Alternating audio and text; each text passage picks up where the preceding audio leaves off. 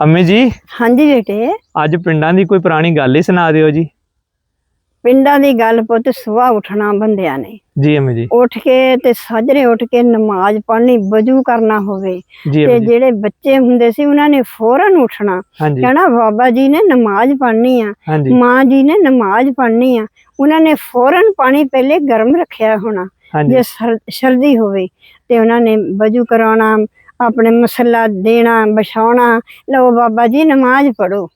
उन्होंने नमाज पढ़न लग पैना, फिर कुरान पाक एडे एडे मोटियां दा लफाजां दा कुरान पाक इन्ना प्यारा, एडा एडे एडे कुरान पाक माशाअल्लाह ਹਾਂਜੀ ਬਜ਼ੁਰਗਾਂ ਦੇ ਅਲੱਗ। बुजुर्गां दे वास्ते। ਜੀ ਅੰਮੀ उन्हां ਜੀ। दे मोरे रेल रखनी, रेल दे उत्ते कुरान पाक रखना ਹਾਂਜੀ ते आले दुआले खुशबू छिड़कनी ਜੀ ਅੰਮੀ जी। ते बाबा जी ਅਗਰਬੱਤੀਆਂ ਲਾ ਦੇਣੀਆਂ। अगरबत्तियां ला देनियां। कहना बाबा जी कुरान पाक पढ़न लगे आ, उच्ची ना बोलियो ਜੀ ਅੰਮੀ जी। कि इन्ना क सियाणियां दा अदब करदे सीगे।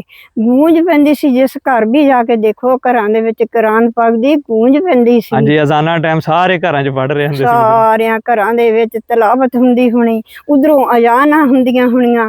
अजानां ते पहलां पहलां कुरान पाक पढ़ना, साजरे उठना ते पुत जिस घर भी जावो ना उत्थे तलावत साजरे साजरे हुंदी हुंदी सी। ਜੀ ਅੰਮੀ जी। इन्ना कुरान पाक दे नाल प्यार हुंदा सीगा। ਜੀ ਅੰਮੀ जी। ते पुत सुबह सुबह उठ के कहना आ जेड़े दरवाजे आ खोल दो, ਜੀ ਅੰਮੀ जी। इत्थे रहमत आवे। ਹੁਣ ਤੇ ਬਜ਼ੁਰਗਾਂ ਨੂੰ ਕਹਿੰਦੇ ਆ ਕਿ ਤੁਹਾਨੂੰ ਕੀ ਪਤਾ ਜੀ। हुण बजुर्गां नूं कहंदे आ ये बजुर्ग ने, बजुर्गां नूं की पता, इन्हूं तां सीधा साफ सही पढ़दे नहीं गए हैगे। ਹਾਂਜੀ ये नहीं सही पढ़दे, गलत पढ़दे आ।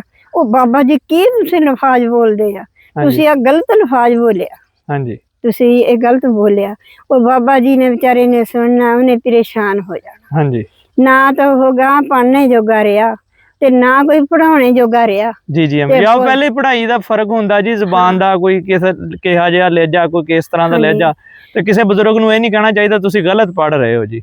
ते पुत बेअदबा मकसूद नहीं हासिल, मकसद नहीं बेअदबा मकसूद नहीं हासिल। जी अम्मी जी। बेअदब नूं ढोई नहीं किते भी जी अम्मी कि जी। वो परेशान हो जाऊगा, अल्लाह दा नाम लैंदा ही हट जाऊगा। हट गया बाबा जी पढ़ने ते मैं की करा, हुण बहमी हो गया, सदाई हो गया, नजर खराब हो जाऊगी। जी अम्मी जी। अपनी लगन दे विच पढ़दा ते उहनूं ना छेड़िया करो ना। ਫਿਰ ਅਮੀ ਜੀ ਕਹਿੰਦੇ ਤੁਸੀਂ ਤਾਂ ਜੀ ਪਿੰਡਾਂ ਦੇ ਵਿੱਚ ਟਾਈਮ ਗੁਜ਼ਾਰਿਆ ਹੋਇਆ हाँ ਜੀ। फिर कहंदे आ पिंडां च जाके ना इन्हां नूं तां पिंडां दे आलिआं नूं तां कासे दा नहीं पता। ਉਹ ਤੇ जिस वेले ਜ਼ਿਮੀਂਦਾਰਾਂ ਨੇ ਢੱਗੇ ਛੱਡਣੇ ਹਾਂਜੀ ਤੇ ਉਹਨਾਂ ਨੇ ਕਹਿਣਾ ਚੱਲ ਬਈ ਅੱਲਾ ਦਾ ਆਸਰਾ, ਹਾਂਜੀ ਅੱਲਾ ਦਾ ਆਸਰਾ। ਅੱਲਾ ਦਾ ਆਸਰਾ। ਤੇ ਜਿੱਥੇ ਫਿਰਨੀ ਅੱਲਾ ਦਾ ਆਸਰਾ, ਅੱਲਾਹੁ ਗਨੀ, तेरे दरबार में कोई नहीं कमी। ਕੋਈ ਨਹੀਂ ਕਮੀ ਜੀ। ते औरतां ने भी बिस्मिल्ला बिस्मिल्ला करदियां ने फिरना ते बंदियां ने ढग्गे छड्डने ते जाके हल जोड़ने, जोड़ के कहना अच्छा बई अल्लाह दी सिफत, चलो बई थापी दे के। ਜੀ ਜੀ ਅਮੀ ਜੀ।